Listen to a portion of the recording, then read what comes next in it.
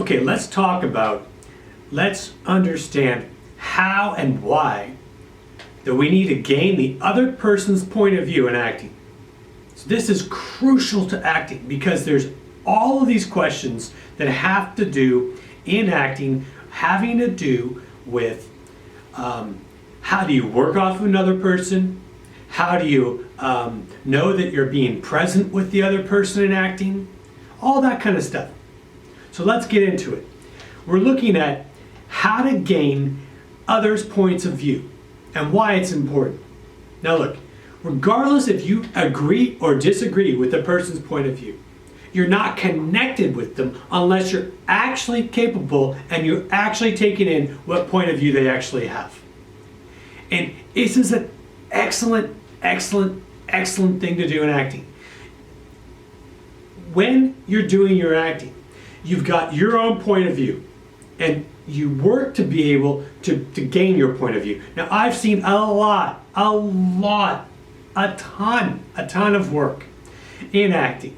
And I have seen people learning techniques that are very famous, and I've seen people that you probably will never heard of because the industry, the way sometimes the industry works for certain people. But the thing is that the reality of this is that I've seen all kinds of big stars come in, and they've come into the studios, and the only thing they've ever worked on is their own point of view.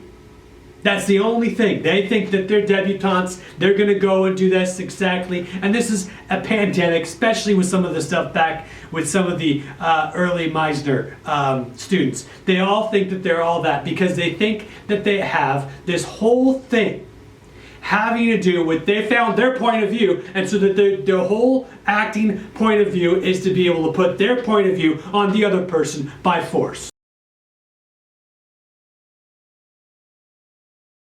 Hi, now listen, could you please just help me out? I need really good acting questions so I can help you out. So if you can write down in the comment section, each comment a separate question, write down an acting question. This would really help to be able to have people learn acting. And then they call that Meisner. It's not.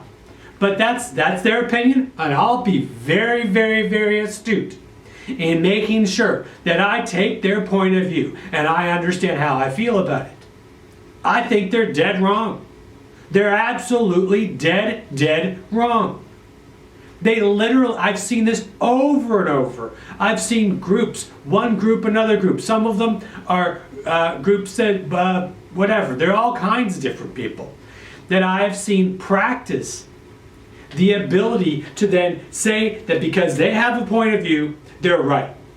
And it's terrible. And you can see this a lot of times with the assistants, how people treat their assistants in Hollywood. And because what will happen is that they'll always think that they're right. And this is the point. You do your emotional preparation, which a lot of people do, some people try to do, and they're just getting a weak feeling.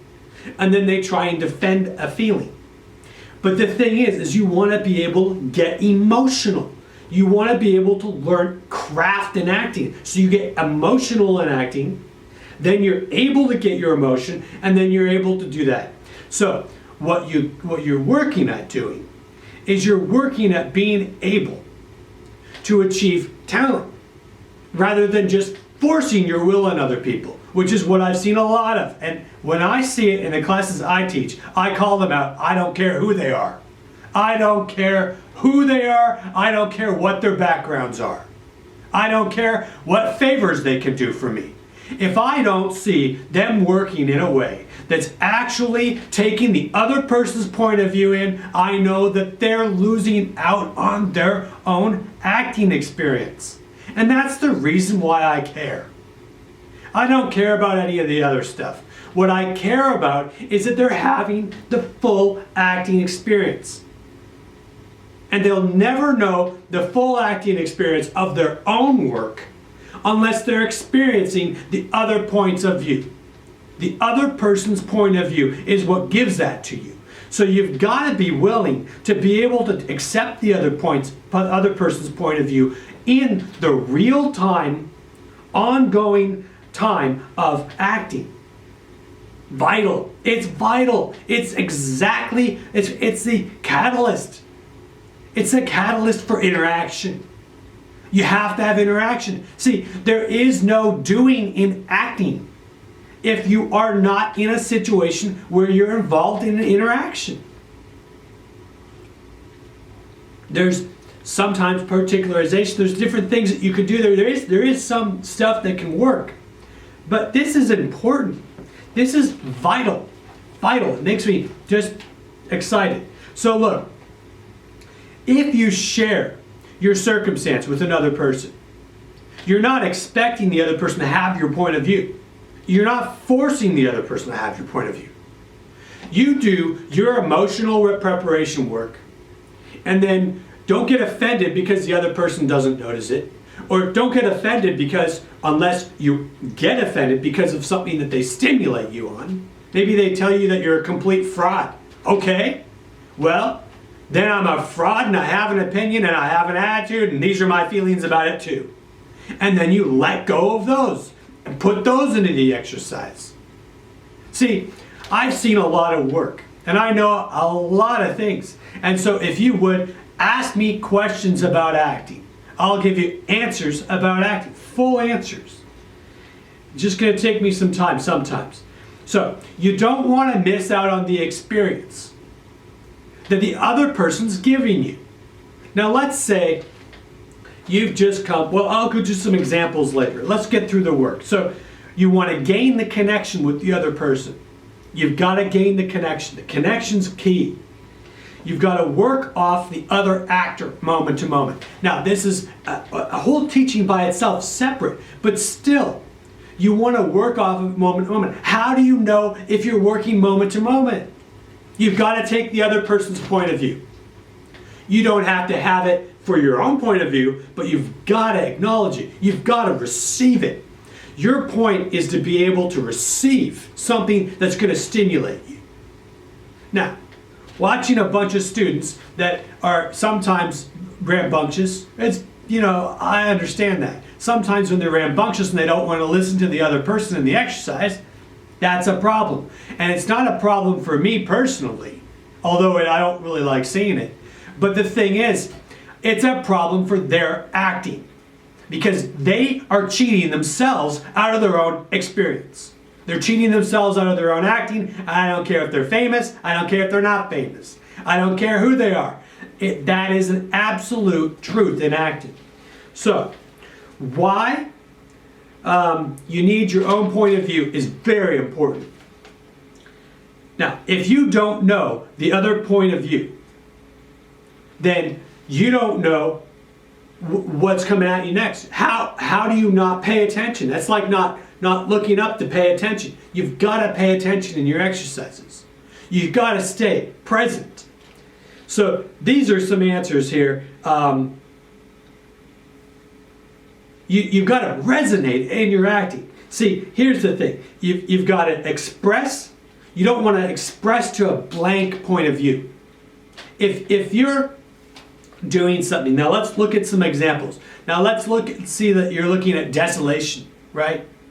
Let's say you actually know how to do this work. Let's say, because I don't see very much of it, to be quite honest. But that's fine. I understand. It's a learning. Acting is very, very, very difficult.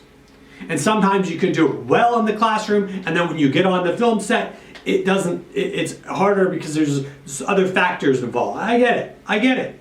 But here's the thing. Your goal is to be a great actor, good actor, solid actor. You base yourself in foundations. You base yourself in the ability to put emotion into your acting. Emotion, not fakery. You're not trying to convince the other person to feel sorry for you. You're not trying to be able to manipulate the other person. That's not acting. Acting is doing. Acting is interaction. So, as I always say, acting is being and then doing. Now, the being side of the work is you do your emotional preparation. Let's say your desolation.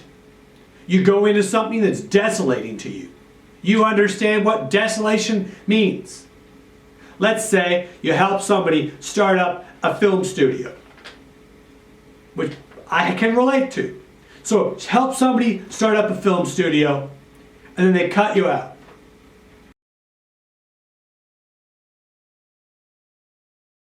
Hi, now listen, could you please just help me out? I need really, really good acting questions so I can help you out. Okay? Does that cause desolation? Maybe you're happy about it because you didn't want to work with the person anyway, and there's a little bit of that. And I've got to be honest with myself. If I'm going to work with some element, and the truth is, I really didn't want to work with the person anyway, I'm happy that they started something, whatever. Then, or I started something and they ended up taking it up, whatever. But the thing is I'm going to look and dive into myself and get desolation. I have to work and absolutely activate desolation. So I swim around again in my emotional life. I find desolation.